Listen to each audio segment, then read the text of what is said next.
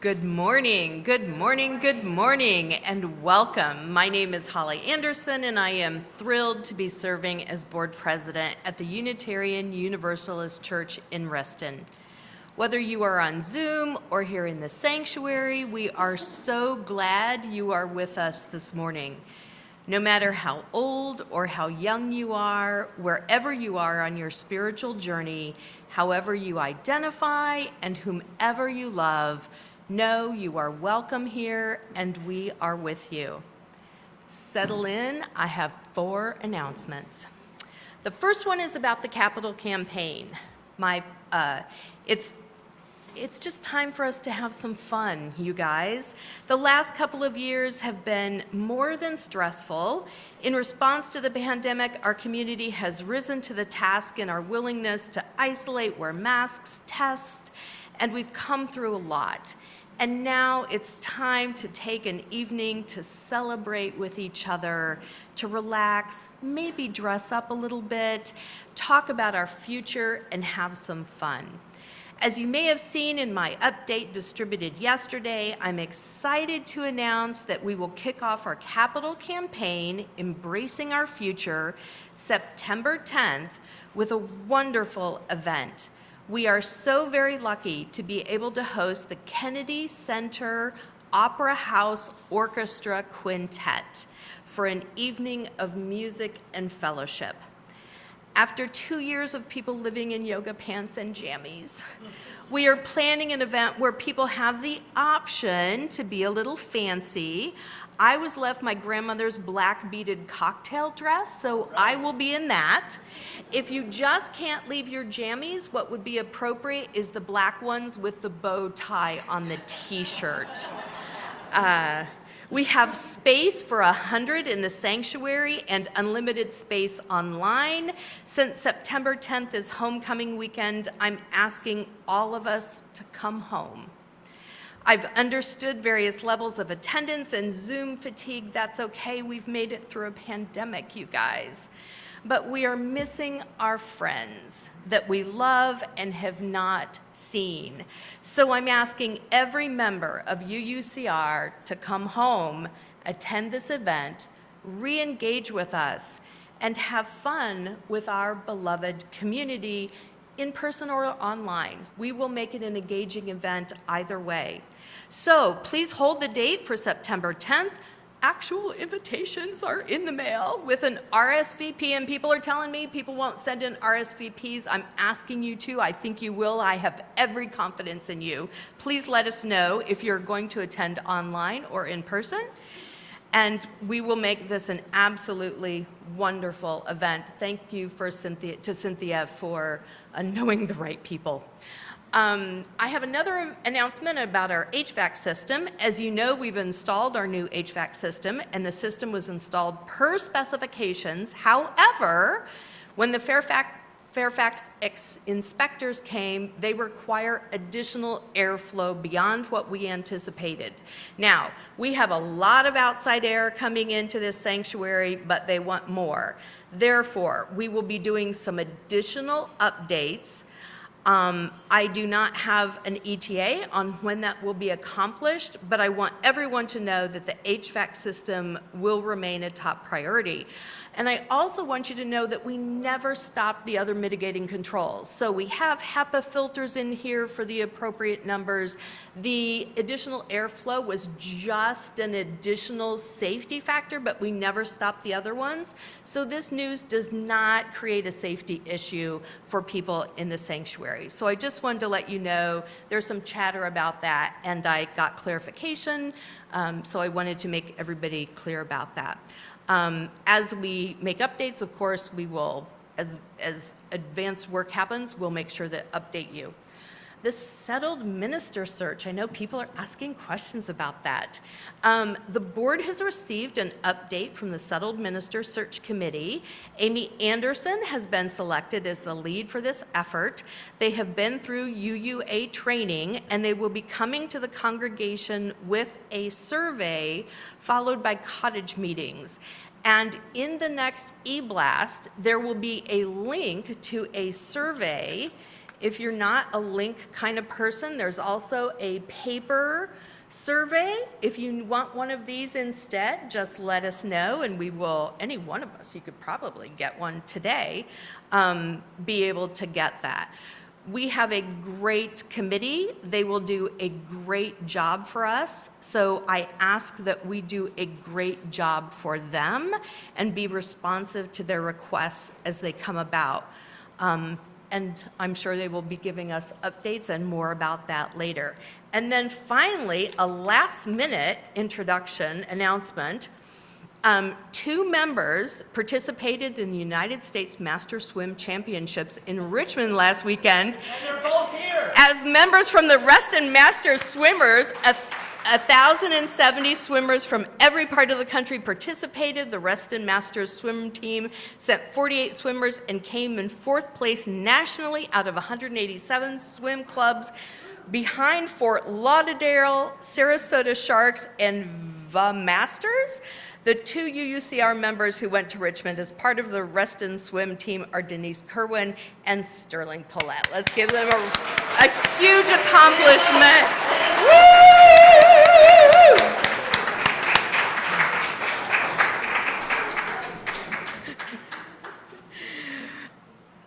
Our service today is being led by Reverend Scott Alexander. We are joined today by Linda Weaver, the Director of Religious Education, and Music Director Cynthia Young. UUCR member Phillip Kancianic is the accompanist today. Bob Anthony is serving as the worship associate. Violinist Kate Sheppard is joining us as guest musical artist. And thanks as always to our rotating production team consisting of Amelia Turner, Mike Schmitt, David Niemi, and Maggie Mack. Thank you all for participating in today's worship service. Now, let us center ourselves for worship. Please take some deep, quieting breaths with me.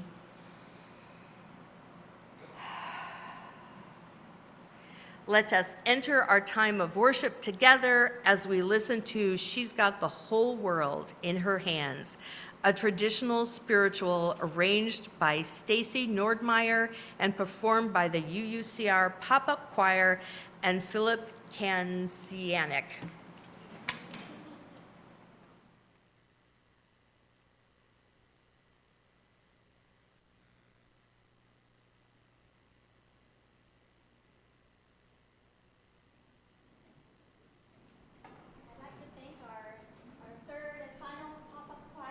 This summer, these wonderful volunteers showed up today at 9 o'clock and just learned this song on the spot. So we're so pleased to have some children joining us too. I'm sure you all know the song. There may be some motions which you are welcome to join in with us or snap or clap along as you feel inspired.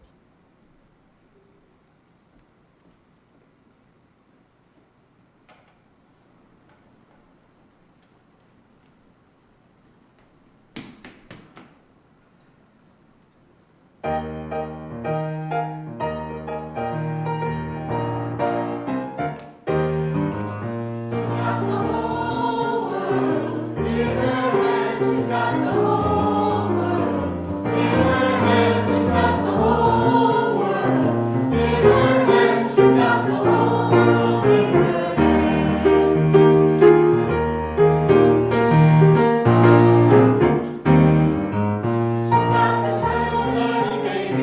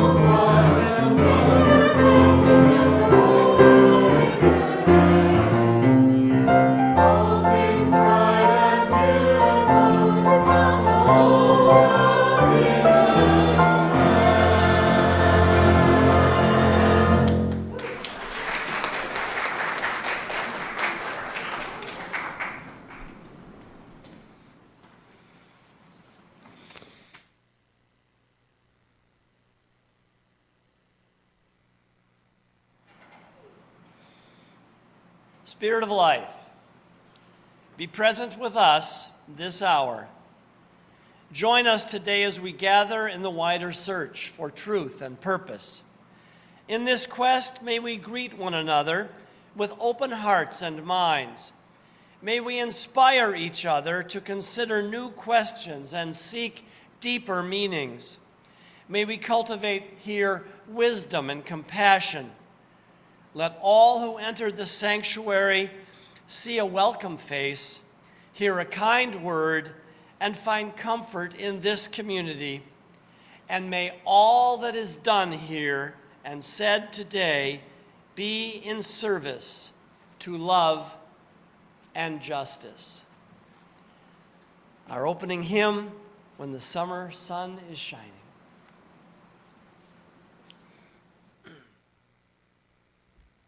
Opening hymn is number 66, When the Summer Sun is Shining. Please rise in body or spirit and join in with us. If you are at home on Zoom, you will find the words in your chat box.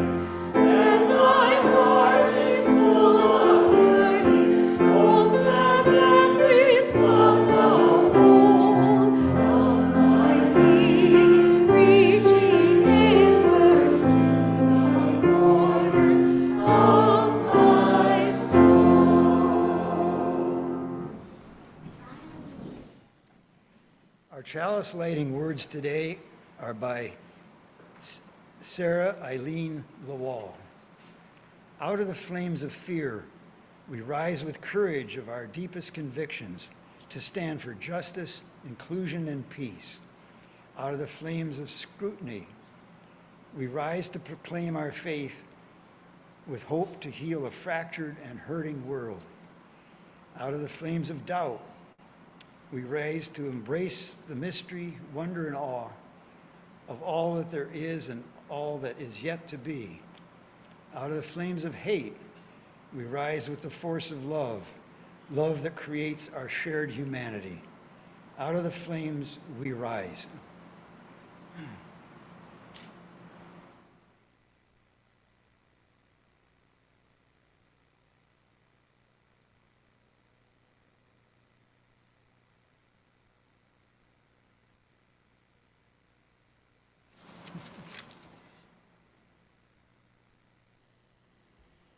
Here at UUCR, we have a tradition of singing our covenant together every Sunday. Love is the spirit of this church. We will remain seated to sing this song together. If you are at home on Zoom, the words will be in your chat box. If you are joining us this morning for the first time, we hope you will accept this song as our blessing to you.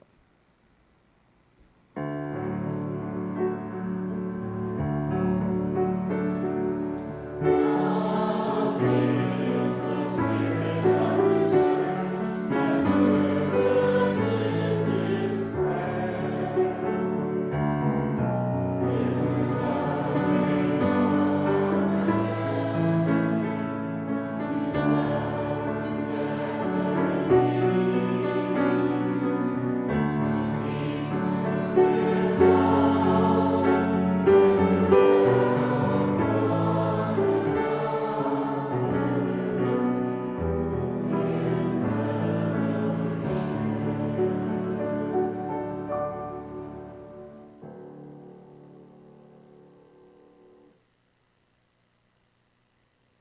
Morning. Good morning.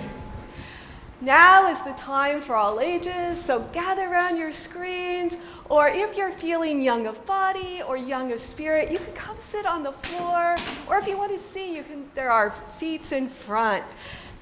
Hello. Our story today is Anansi and the Pot of Wisdom. It's a retelling based on a retelling by Jesse York, and a story that comes from the Ashanti tradition in what is now Ghana in West Africa. It came to the Americas with African people during the slave trade. And because of their labor, their wisdom, and their stories, America has become what it is today. So I tell it with gratitude.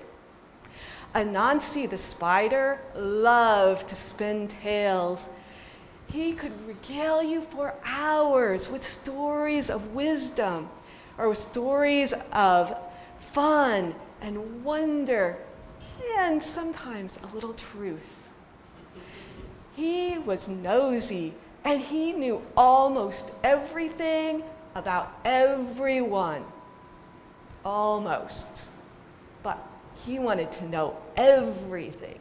So he went to the house of the sun god and said, "Oh, mighty sun god, you see everyone and everything. Please give me your wisdom." And the sun god looked down and said, "I'll put all of this great wisdom in a clay pot, but you must share it with everyone." Anansi promised to do that. And do you think he did? Yeah. Well, let's see.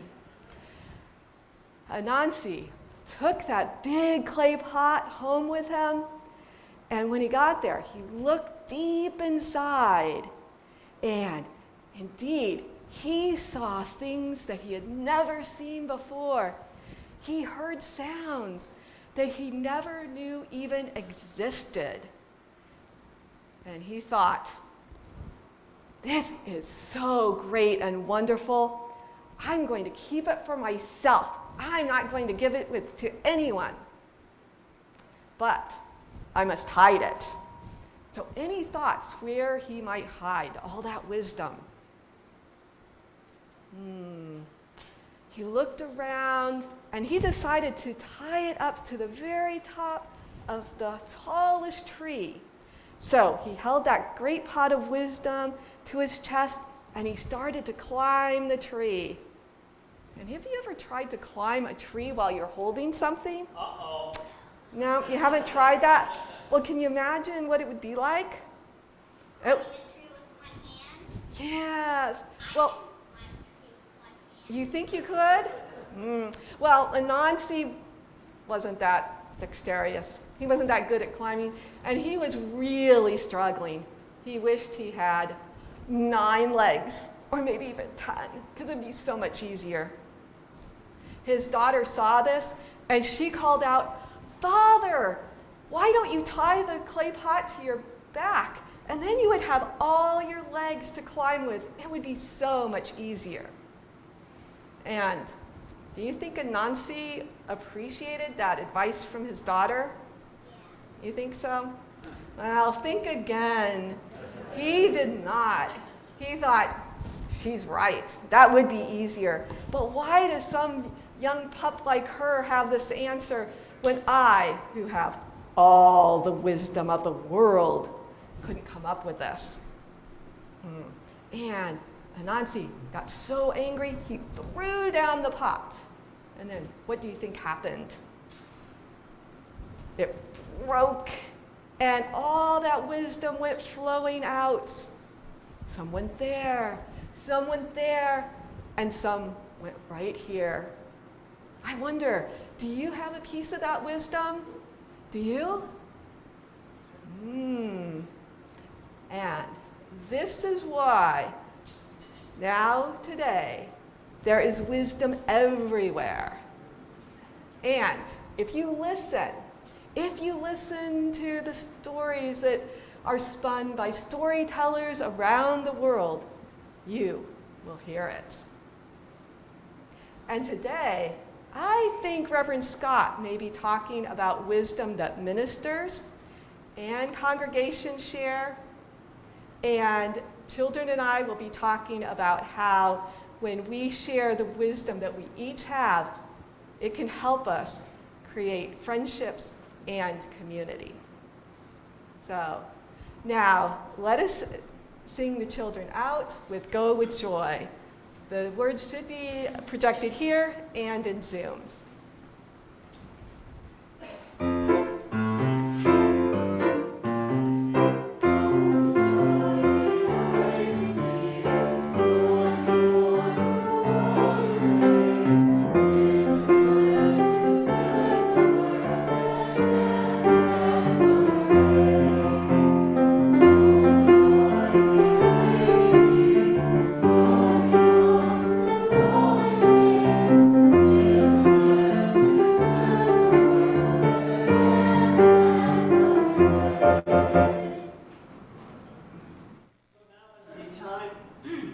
So now is the time in our service when we share our joys and concerns as a community so that no one ever has to hold them alone.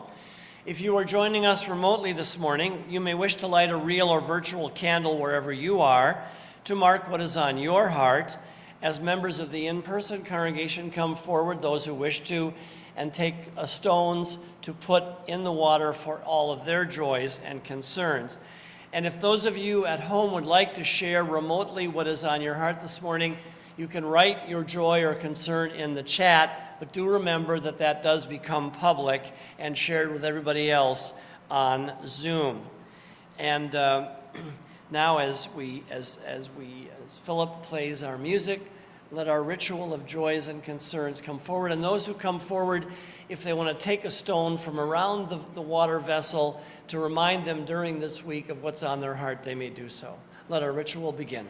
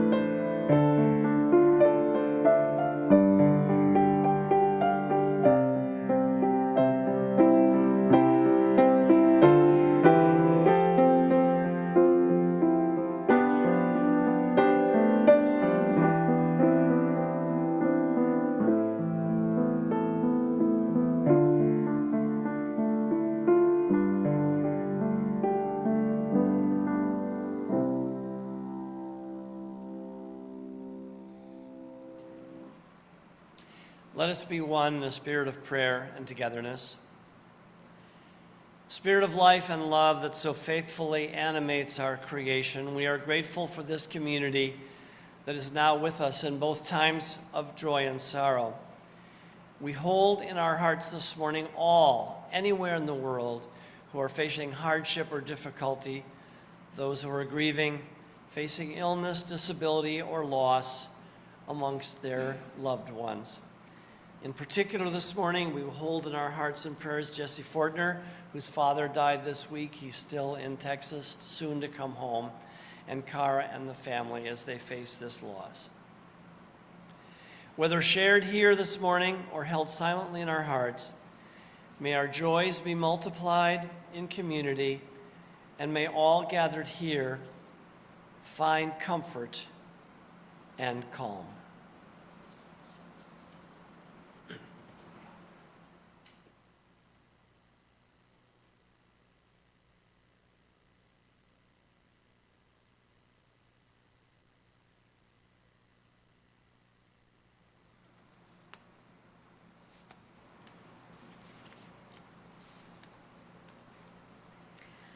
The second Sunday of each month is our dedicated offering to an organization chosen by the Social Justice and Action Committee. All of today's offering, except for pledge payments, which should be clearly marked, will go to Or Nova. Or is a local nonprofit restorative justice organization providing human services since 1971. Its goal is to rebuild lives and create a safer community with opportunities, alternatives, and resources for justice-involved individuals and their families. It works with men and women returning to the community from incarceration and offering alternative sentencing options through community services to youth and adults. You may make your donation at the link in the chat and on your order of service, entering your donation into the Charity of the Month donation box in the online form. You can also write a check to UUCR with "or" in the memo line and put it in the offering basket or mail it into the church. And of course, you may put cash in the offering basket. Thank you for your generous support of this important community organization.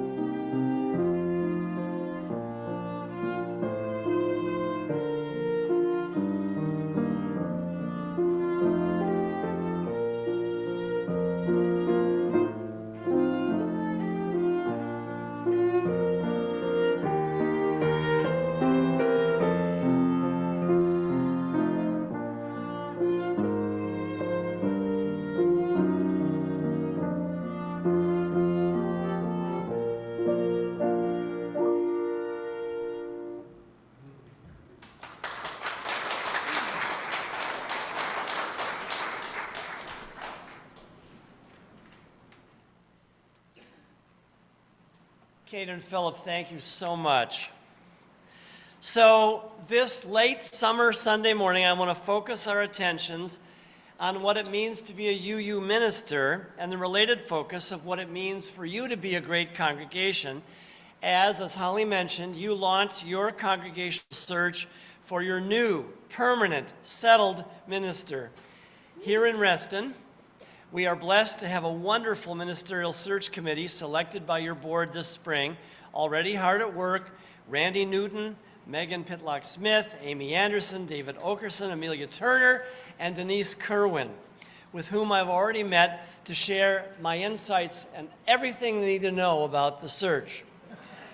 This morning, though, I want to widen that conversation with all of you so that you can begin to think before you fill out the survey about what ministerial qualities, traits, and competencies you are personally looking for in your next minister, and how that relates to your ongoing work as a congregation in this most complicated world. To get us rolling, our reading this morning is the covenant statement from the guidelines of the UU Ministers Association. It is a statement of aspirations and principles which all UU ministers promise to uphold, and we say it together every June at General Assembly in our gathering worship service to remind ourselves. But before Holly helps me with this, Holly, stand up. You have served now for 1 year as president. You know, it's often a thankless job in a UU church. She's been a wonderful president. I know you all say, Holly this, Holly that, Holly, this isn't right. I want you now to just give her a round of applause.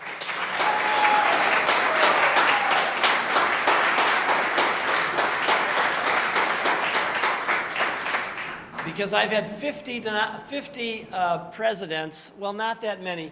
In my first church, the president had been an officer of the church for 41 years straight. But so Fred stayed all 4 years. But anyway, I've had a lot of presidents, and she's just a gem. All right, so here is the covenant statement that ministers say to one another each year. United in our call to serve the spirit of love and justice through the vocation of ministry in the liberal religious tradition, we, the members of the UU Ministers Association, covenant with one another to conduct ourselves with integrity, honoring the trusted place in us, to embody in our lives the values that we proclaim on behalf of our faith, to support one another in collegial respect and care, understanding and honoring the diversity within our association, to hold ourselves accountable to each other for the competent exercise of our vocation, to use our power constructively and with intention, mindful of our potential unconsciously, sorry, I really messed that up. Sorry, let me try that again.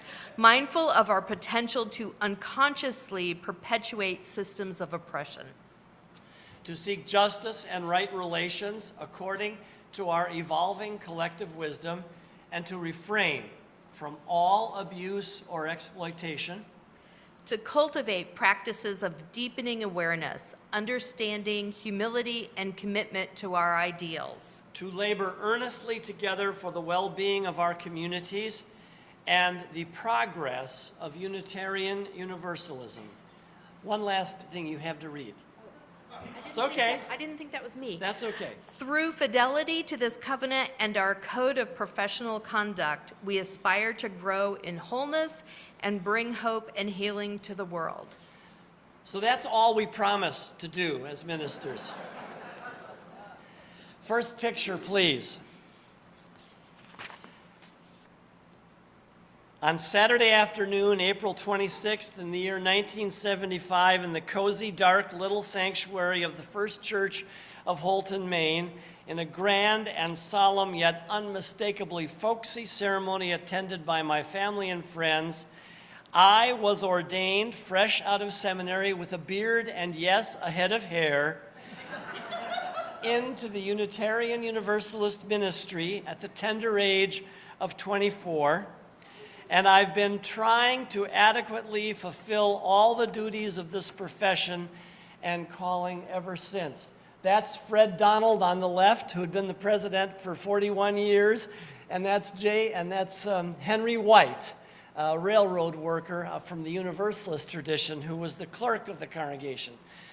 It was, I must tell you, a very emotional day I will never forget, for although at the outset of my ministerial career, I surely did not have a full understanding of what this calling and work was going to mean in my life, I nonetheless somehow deep to my heart that day understood the importance and the seriousness and weight of what it means to put oneself in the time-honored role of minister. I particularly remember that day, all the old white guys who were the ministers in Maine. We were down the stairs in the church basement, up the stairs, waiting for the opening hymn for the ordination ceremony. I remember weeping uncontrollably as these old guys were singing "Rank by Rank Again We Stand" as we entered the back of the sanctuary. I was just overwhelmed with emotion and surprised by it. I just didn't know I would feel that way. Fast forward now, please, 49 years, as I am now in what is surely the final phase of my long career, maybe not the end, but the final phase. I've been doing this challenging, rewarding work now for almost half a century. I am proverbially the last man or woman standing in my class. None of the ministers who started in '74 are still at this, except moi. Over the long span of my career, I've been a settled minister in 5 local congregations in Maine, New Jersey, Massachusetts, Maryland, and Florida. I have served literally thousands of men, women, and children from these diverse congregations. In addition, I worked for many years at the denominational level. I was 10 years an executive at headquarters in Boston. I flew around the country. I used to work with clusters of congregations. I've been probably in half of them. I wrote books, developed programs, and I was even the international minister of Unitarian Universalism. I was senior minister of the Church of the Larger Fellowship. The story, though, of my long career is incredibly simple. The only professional role I have ever fulfilled as an adult is that of minister. I have just lived with the liberties and confines of this role for my entire adult life. Now, way back when I was starting out in the ministry, there was this wonderful, next picture, this wonderful, successful, inspiring, and undeniably handsome minister serving our large church in Tulsa, Oklahoma. Does anybody know who that was? The Reverend John B. Wolfe. And as a clergy person, he was right out of central casting. He had a warm, welcoming face, a charming personality, a keen intellect, a booming, authoritative voice, and a grandfatherly twinkle, which you can see in his eye, that made him feel wise and safe to everyone. I'm guessing that back then he was at least an approximation of what most ministers seeking a minister thought they were looking for, including the fact that he was white, heterosexual, and male, which is what we were in those days. In any case, I am here this morning, almost half a century later, to tell you that ministers, even the best and most appealing ones, no longer come out of central casting, Cara. They just don't come out of central casting anymore as white, male, heterosexual stereotypes. Actually, the truth is, they never really did. In just a few months, as hopefully if all goes to plan, you'll have a brand new and initially unfamiliar woman or man, and chances are it will be a woman, for more than half of our ministers are women. When I came into the ministry, it was you could count the women in our movement on 2 hands. Now there are, 500 or 600 women serving, and also trans and gender fluid persons serving our churches. So no matter whom you choose, it will take a while for you to get used to this new person. And let me pause right here and share the fact, I've already shared that chances are your minister will be of the female variety.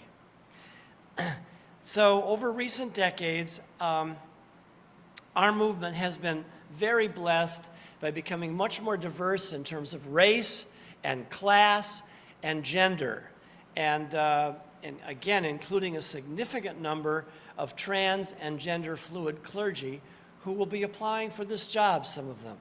So in about 11 months, on or about August 1st of next year, if everything goes as planned by us in the UUA, I will wrap up my ministry here, and a brand new person in their own right, someone with their own distinct personality and skill set and style from both me and your previous ministers, who was ordained and fully trained in our tradition, will move here to Reston to assume the responsibilities that come with being in partnership with you, leading you into the future.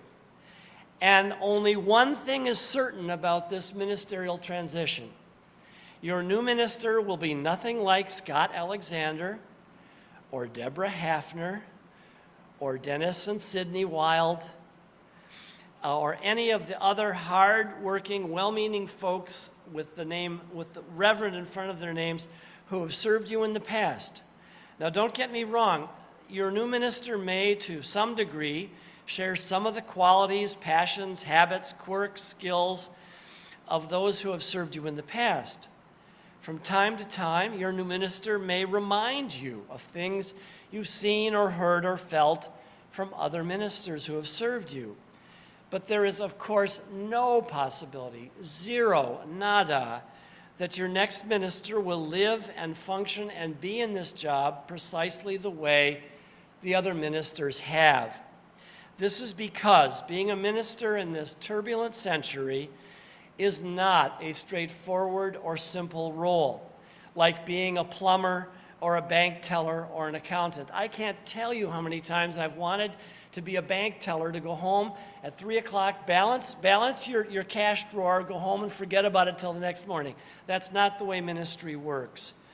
More than a job, it's a lifestyle, really, a way of being, wherein I think one attempts from the inside out to fuse and integrate one's personality and passions with the complex array of congregational roles, jobs, and duties and expectations that are placed on ministers.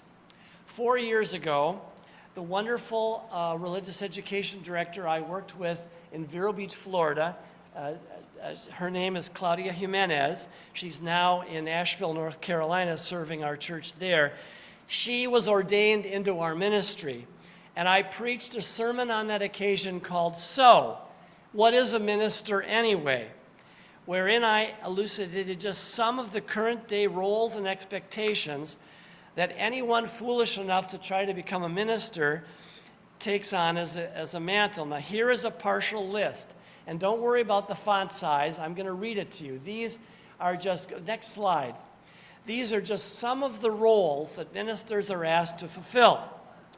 Preacher, lecturer, writer, worship leader, liturgist, storyteller, actor, singer, raconteur, stand-up comedian, social commentator, daytime talk show host, move over Oprah, book reviewer, eulogist, theologian, scholar, ethicist, poet, correspondent, teacher, rabbi, diplomat, educator, workshop leader, pastor, counselor, marriage therapist, I'm not done, cheerleader, coach, psychologist, negotiator, advisor, confidant, confessor, healer, friend, listener, work colleague, administrator, supervisor, chief executive officer, information technologist, budget analyst, systems analyst, strategic thinker, planner, building manager, executive custodian, yes, I have cleaned coffee pots, transportation coordinator, fundraiser, capital development officer,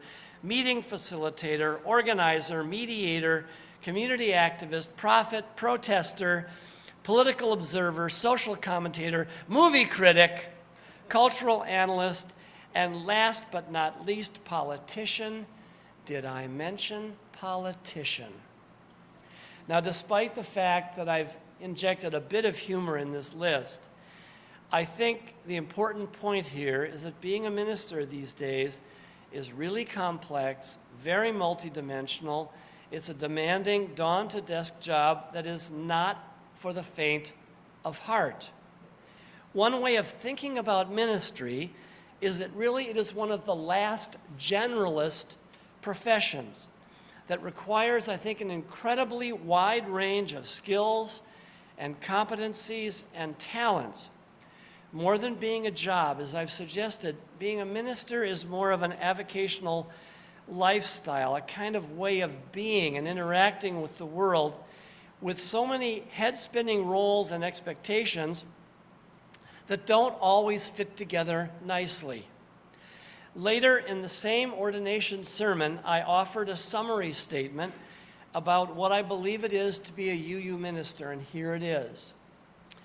A UU minister is a highly educated, trained, and vetted, we go through the big vetting process, set apart by calling, but living as one among many equals, charged within the very real limits of her or his humanness to do their best to serve in partnership with the congregation all that is good, sacred, holy in this mortal life on this fragile planet.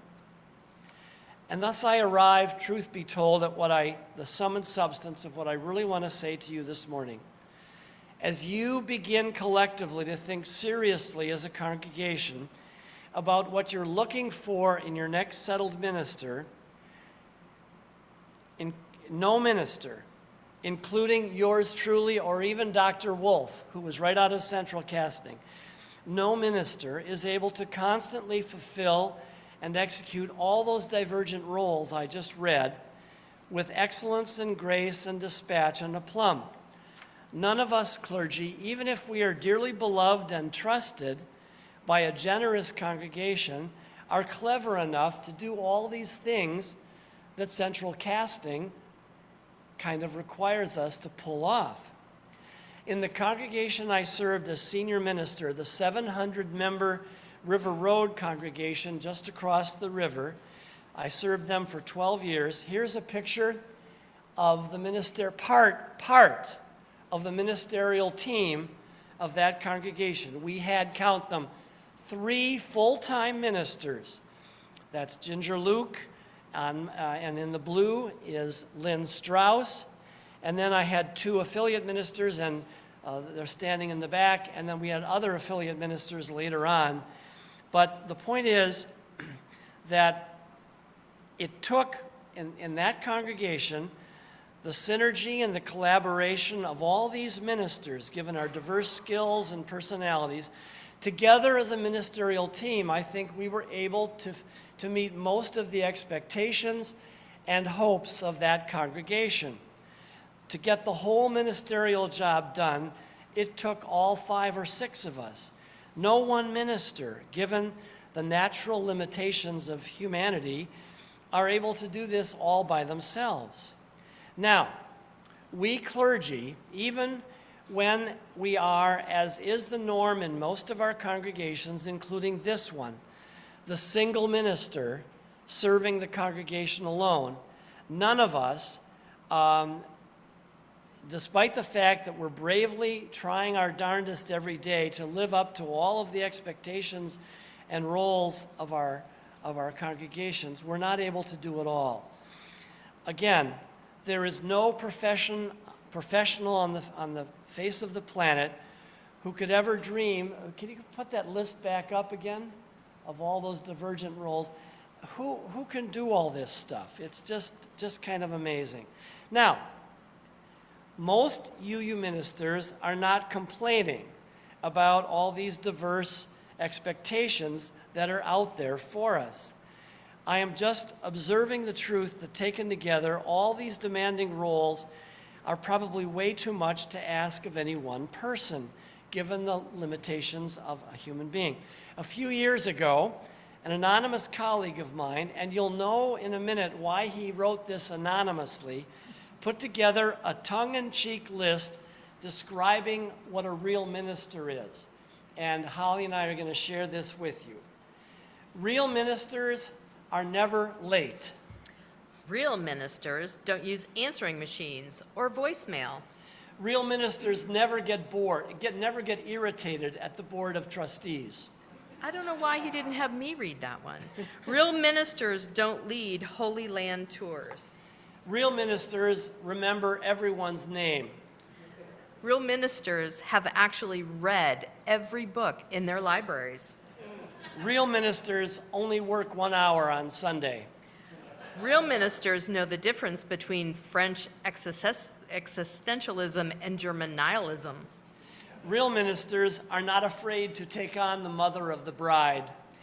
Real ministers have children by immaculate conception. Real ministers' congregations are always growing. Real ministers love committee meetings. Real ministers never pay for their own lunch. Real ministers do not secretly admire Joel Osteen. Real ministers never split churches. Real ministers never do funerals on their day off. Real ministers automatically know who is sick and in the hospital. Real ministers love the small talk of coffee hour. Real ministers never talk back to their choir directors. Real ministers are always the last to leave church. Real ministers don't know where the church vacuum cleaner is kept. Real ministers don't need to print their sermons. Real ministers always know when to stop talking. Real ministers never miss appointments. Real ministers have perfect marriages themselves. Real ministers never take sides in congregational arguments. Real ministers make everyone happy all the time. Real ministers don't have to discuss fees for services rendered. Real ministers never worry about the quality of their sermons. And real ministers don't believe all the above. Now, obviously, this reading, it's tongue-in-cheek, but there's more than a bit of truth to it. Even in our, shall we say, rational UU movement, the expectations for ministers, many of them unconscious and unarticulated until we bump into them, can be, well, I might as well say it, excessive if not outrageous. Again, please hear me. I and other UU ministers are not really complaining about the complexities and demands of this calling. Yes, I will confess, when we get together at GA over a glass of wine, we do kvetch about how tough we have it and how no other profession in the world has to deal with all the crap and expectations that we do. But we get over that, and then before long we're talking about the wonderful people that we serve. But you know, in the end, most ministers know the wisdom of the old adage, if you don't like the heat, get out of the kitchen. Nobody requires you, Cara, to be a minister. You're choosing to come into this, and we do it willingly. We know that the kitchen's going to be hot sometimes. But so if I will say to any minister of any faith tradition, if you don't like all the expectations and duties and irritations of being a minister, then do something else. Get a real estate license or become a financial planner. You'll be happier in the end. But the point is that I want to remind you that long list of roles and expectations, that no minister can do all this stuff perfectly. And thus, I arrived this morning at the perfect place to remind you as a congregation of your crucial role in making your next minister a success. You have a role in making your new minister successful. As I've already observed, no minister who comes here next August alone can make Reston, the UU Church of Reston, sing with excellence and success. You must all play an active and important role in assuring that this congregation becomes all that it can be, both within the walls of its community and serving beyond in the world, serving our values. Only in active partnership with your new minister can you ensure that this congregation will become the fullest, best, and most noble self. The idea that the minister is somehow going to fix this place or be the boss of this congregation and run everything successfully, that's the worst idea in the world. If some of you say next August, oh good, I can lower my guard, the new minister is here, she or he will take care of everything. Of course not. You must participate in the full range of the work of the congregation.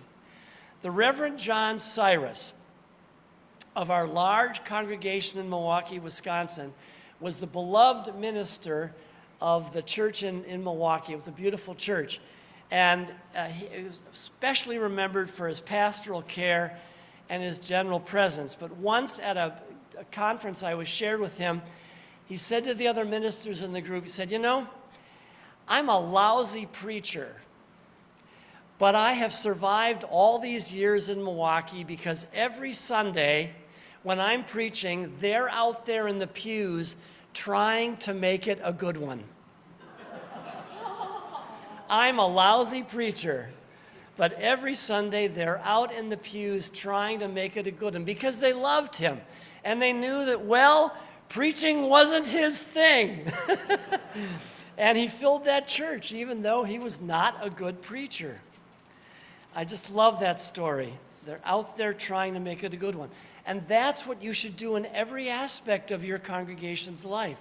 If your minister isn't at the front of the line at the protest you want she or he to be at in downtown Washington, you be at the front of the line. You know, you do the community outreach. You go to the hospital if the minister is overwhelmed and can't do every hospital visit. You all have to be out there working to make it a good one. Let me say this just a bit differently. For centuries, for 5 centuries, we UUs have proclaimed that ours is a priesthood of all believers. We rejected the old Roman Catholic idea that the priest is the only one who can mediate things. No, in our tradition, we are a priesthood of all believers. Everyone is a priest. Everyone is responsible for the outcome of the religion. And what this means in its simplest terms is that your new minister will need the help of all you priests out there to get the total job of the mission and the ministry of our church done. You are all priests. Don't rely on the one person with the priestly role to have the expectation that she or he is going to do everything for you. That's just the worst idea in the world. So when your new minister, fresh and bright, I pray, and hopefully with a little experience, you never know, comes here at the end of next summer, right off the bat, he or she will prove exceptional at some of the roles and expectations I listed. That person will also be perfectly adequate with many of the other roles. And, how shall we say this? Your new minister may not be on top of every possible role or expectation.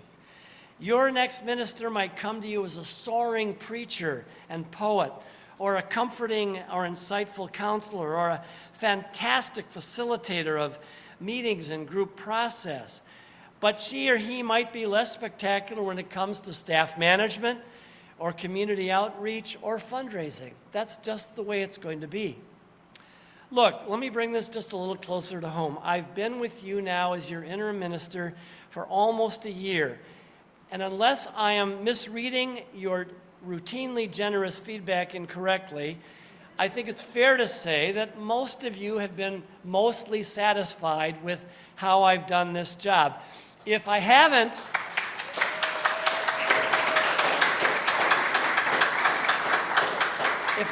you have 11 more months to correct me and remind me what I'm not doing right. But if you think I'm going to stand here this Sunday and tell you what things I don't do well, I'm not going to tell you. When I left Vero Beach, I told them the same thing. I've been there 11 years. I said, I don't do everything well, but I have been here so long and you've gotten so used to me, you don't even know what I don't do well. And they all laughed. And then some of them said, well, what is it you don't do well? And I said, I'm not telling you. I'm not telling you. But in any case, again, every capable, even the most capable ministers will essentially fall short in some of the important aspects of this calling. And that is your opportunity to pick up those things and make sure that UUCR accomplishes them around your minister, really, around your minister. So let me end this reflection by saying all this a little differently. I believe ministers are a lot like hospital food. There's always something you can complain about. 2 years ago, I fell off my bicycle. I slipped on slippery pavement in Vero Beach as I entered the church parking lot, and they ended up in the hospital for 3 days. And hospital food has gotten a lot better. Remember the old mashed potatoes and cold meatloaf at 4:30 in the afternoon? Well, now it's all concierge service. But the fact is that even today, ministers or hospital food, there's always something you can complain about. And that's the truth with ministers too. I guarantee you that your next minister will not do everything perfectly. And surely the same is true for your next minister. That sermon didn't do much for me. Why didn't you make it to our last membership committee meeting? Who picked those dreadful hymns we sang last Sunday? This is stuff I hear. You never seem to be in the office when I stop in. I don't like the way your kids run around the church on Sunday. I wish you wouldn't talk so much about God in your sermons. You get the idea. Ministers are a lot like hospital food. If you want to, you can complain. You can even tell them directly to their face. I've had parishioners walk through the reception line and say, "That was the worst sermon I've ever heard in my life." And let me tell you my response to that. My response to that is, "Oh, good, I did my job. You heard something you don't believe in, and it helped you to clarify what you don't believe and what you believe. I did my job this morning by making you furious." But people say the damnedest things of ministers. It's the worst sermon they've ever heard in their lives? Good grief, folks. But I've learned to, I've developed my duck feathers where the water beads up on them and rolls right off. When someone says something like that to me, I say, "Oh, okay, that's part of the job." You get the idea. Ministers are a lot like hospital food. Not everything is going to be perfect. So please, cut your next minister some of the same generous slack and leeway and understanding that you have cut me in the last year. The fact is that your next minister will be their own specific kind of person with wonderful strengths that reflects their particular personality, proclivities, and passions, and with obvious deficits that you're going to have to work around to get the work of this congregation done. So, be generous to your next minister as you have been generous to me, and remember, the most successful and happy congregations are always those who work in active, generous partnership with their professional leadership, with Cynthia, with Linda, with Beth. All of the staff requires that kind. Just as ministers are like hospital food, so are choir directors and administrators and RE directors. There's always something you could complain about, but we are ever and always a priesthood of all believers.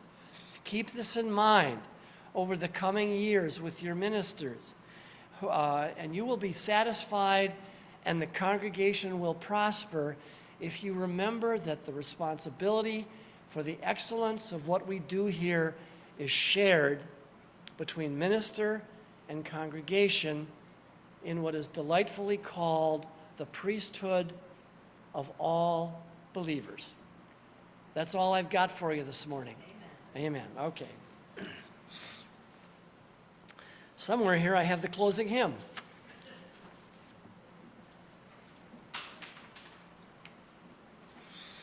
Please rise in body or spirit and join us in singing our closing hymn today. It's hymn number 1057 in your teal hymnal, "Go Lift It Up."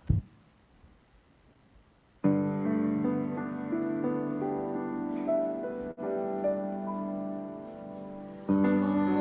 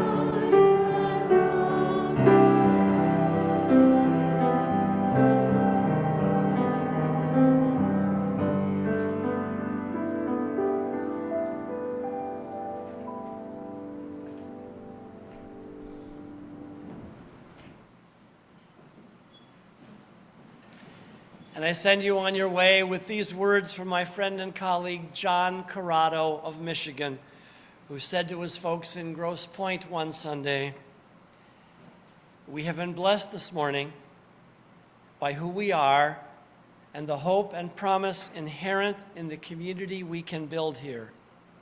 Remember that hope and promise. Remember that you are a unique and needed part of it. Live its beauty, tell its story, go in peace, return with light. Amen."